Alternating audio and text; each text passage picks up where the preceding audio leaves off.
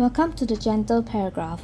Tonight, we will continue A Man Called Uwe by Fredrik Backman. Chapter 2. 3 weeks earlier, a man called Uwe makes his neighborhood inspection. It was 5 to 6 in the morning when Uwe and the cat met for the first time. The cat instantly disliked Uwe exceedingly. The feeling was very much reciprocated. Uwe had, as usual, gotten up 10 minutes earlier. He could not make head or tail of people who overslept and blamed it on the alarm clock not ringing. Uwe had never owned an alarm clock in his entire life. He woke up at 5:45, and that was when he got up. Every morning for the almost 4 decades they had lived in this house, Uwe had put on the coffee percolator, using exactly the same amount of coffee as on any other morning, and then drank a cup with his wife. One measure for each cup, and one extra for the pot, no more, no less. People didn't know how to do that anymore, brew some proper coffee. In the same way as nowadays, nobody could write with a pen, because now it was all computers and espresso machines. And where was the world going if people couldn't even write or brew a pot of coffee? While his proper cup of coffee was brewing, he put on his navy blue trousers and jacket, stepped into his wooden clocks, and shoved his hands in his pockets in that particular way of a middle-aged man who expects the worthless world outside to disappoint him. Then he made his morning inspections of the street. The surrounding row houses lay in silence and darkness as he walked out the door, and there wasn't a soul in sight. Might have known, thought Uwe. On this street, no one took the trouble to get out any earlier than they had to. Nowadays, it was just self-employed people and other disreputable sorts of living here. The cat sat with a nonchalant expression in the middle of the footpath that ran between the houses. It had half a tail and only got one ear. Patches of fur were missing here and there, as if someone had pulled it out in handfuls. Not a very impressive feline. Uwe stormed forward. The cat stood up. Uwe stopped.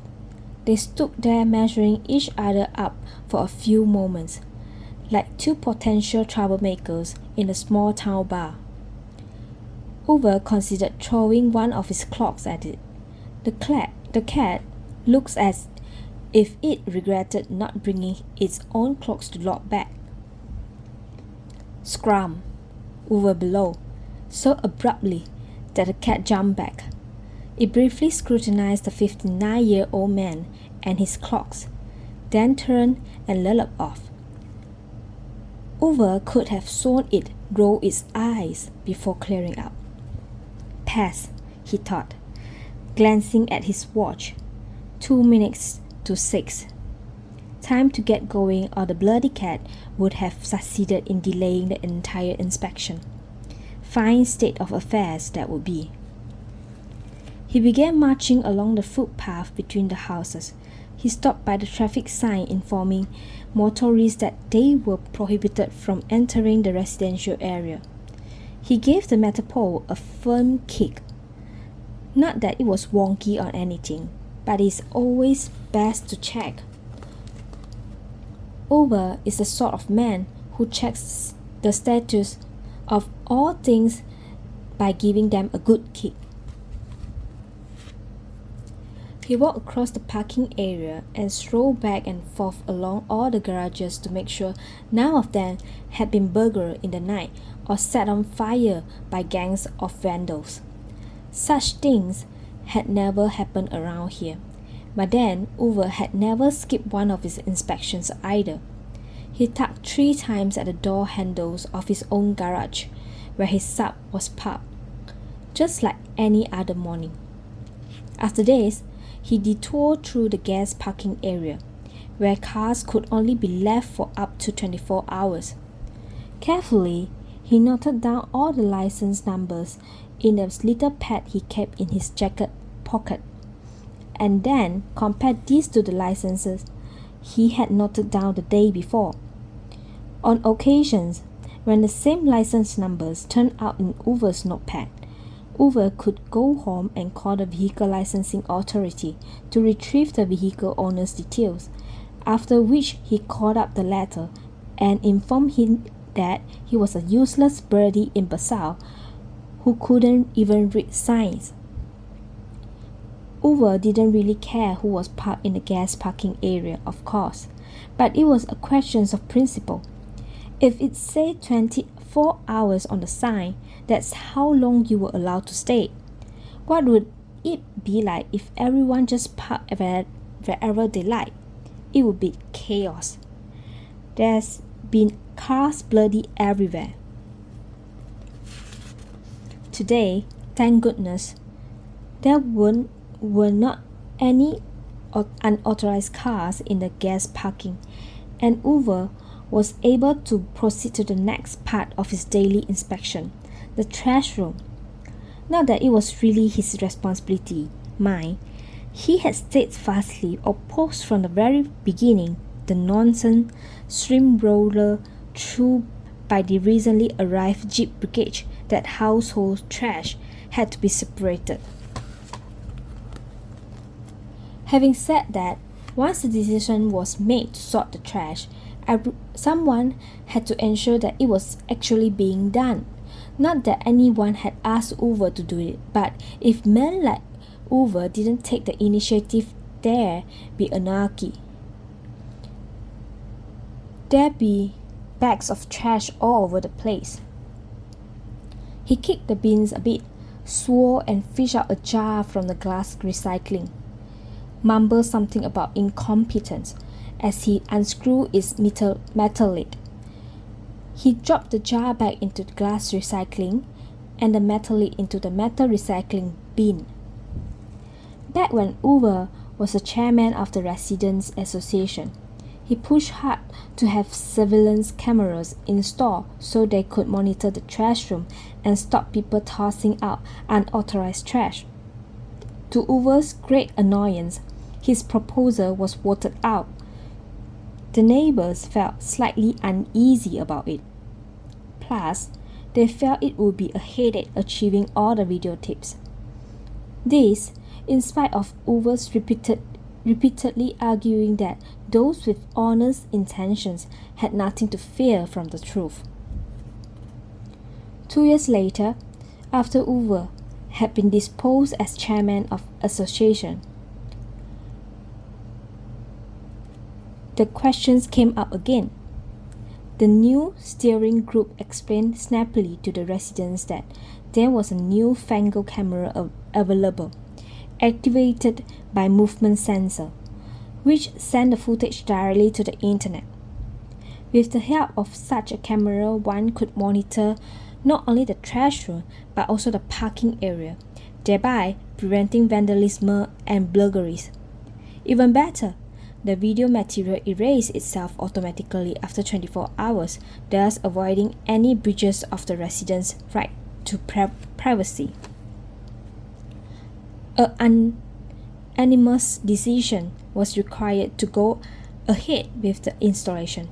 Only one member voted against, and that was because Uwe did not trust the internet. He accentuated the net, even though his wife nagged that you had to put the emphasis on inter. The steering group realized soon enough that the internet would watch Uwe throwing out his trash over Uwe's own dead body, and in the end no cameras were installed. Just as well, Uwe reasoned. The daily inspections was more effective anyway. You knew who was doing what and who was keeping things under control. Anyone with half a brain could see the sense of it. When he finished his inspections of the trash room, he locked the door, just as he did every morning, and gave it 3 good tugs to ensure it was closed properly. Then he turned around and noticed a bicycle leaning up against the wall outside the bike shed. Even though there was a huge sign instructing residents not to leave their bicycle there. Right next to it, one of the neighbors had taped up an angry handwritten note. "This is not a bicycle parking area. Learn to read signs." Uwe muttered something about ineffectual idiots, opened the bike shed, picked up the bicycle, put it neatly inside, then locked the shed and tugged the door handles 3 times. He tore down the angry notice from the wall. He would have liked to propose to the steering committee that a proper "no leafleting" sign should be put up on this wall. People nowadays seems to think they could swan around with angry signs here, there, and anywhere they like. This was a wall, not a bloody notice board. Uwe walked down the little footpath between the houses. He stopped outside his own house, stooped over the paving stones, and sniffed vehemently along the cracks. Peace. It smelled of peace. And with this observation, he went into his house, locked his door, and drank his coffee.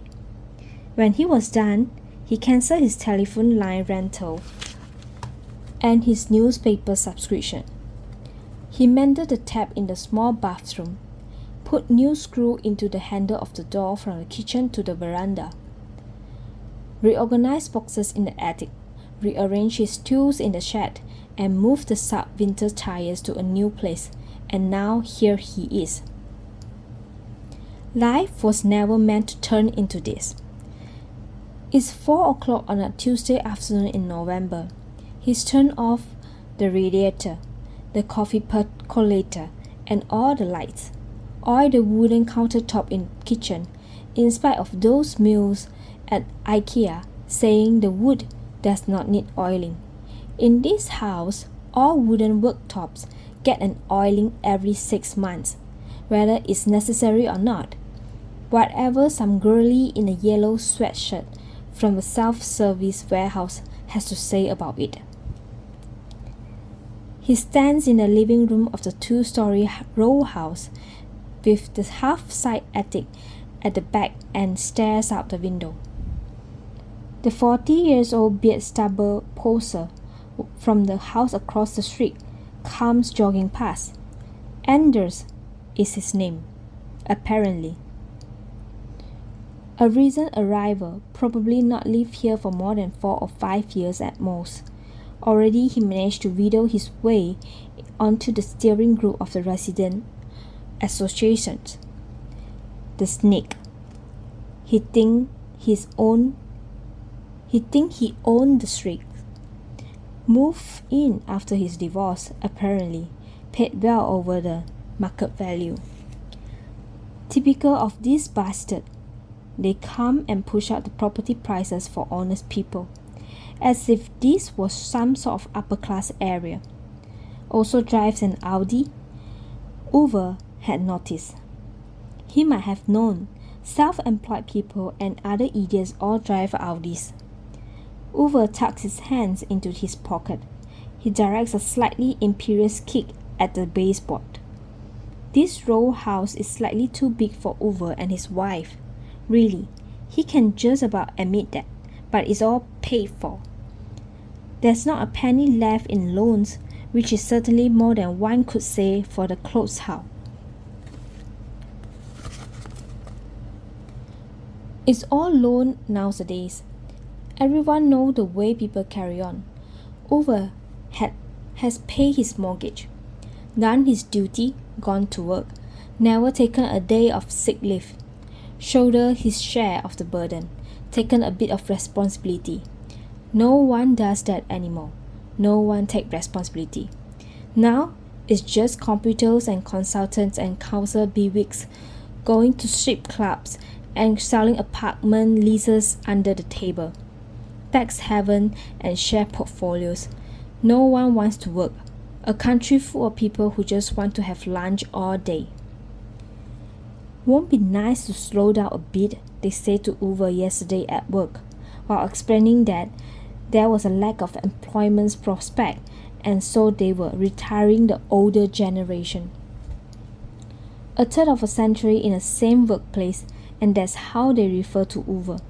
Suddenly, he's a bloody generation. Because nowadays, people are all 31 and wear too tight trousers and no longer drink normal coffee and don't want to take responsibility. A shitload of men with elaborated beds, changing jobs and changing wives and changing their car makes. Just like that, whenever they feel like it. Uwe glares out of the window. The poser is jogging. Not that Uwe is provoked by jogging, not at all. Uwe couldn't give a damn about people's jogging. What he can't understand is why they have to make such a big thing of it, with those smug smiles on their faces, as if they were out there curing pulmonary emphysema. Either they walk fast or they run slowly. That's what joggers do. It's a 40-year-old man's ways of telling the world that he can't do anything right. Is it really necessary to dress out as a 14-year-old Romanian gymnast in order to be able to do it, or the Olympic tobogganing team? Just because one shuffled aimlessly around the block of 3/4 of an hour. And the poser had a girlfriend, 10 years younger, the blonde wig Uwe calls her, tottering around the streets like an inebriated panda on heels as long as box benches, with clown paint all over her face and sunglasses so big that one can't tell whether they are a pair of glasses or some kind of helmet. She also has one of those handbag animals running about off the leash and pissing off the paving stones outside Uwe's house. She thinks Uwe's doesn't notice, but Uwe always notices. His life was never supposed to be like this, full stop. Won't it be nice taking it a bit easy? They said to him at work yesterday. And now Uwe stands here by his oil kitchen countertop. It's not supposed to be a job for a Tuesday afternoon. He looked out the window at the identical house opposite. A family with children had just moved in there. Foreigners, apparently. He doesn't know yet what sorts of car they have. Probably something Japanese, God help them. Uwe nods to himself, as if he just said something which he very much agreed with. Look up at the living room ceiling. He's going to put up a hook there today. And he doesn't mean any kind of hook.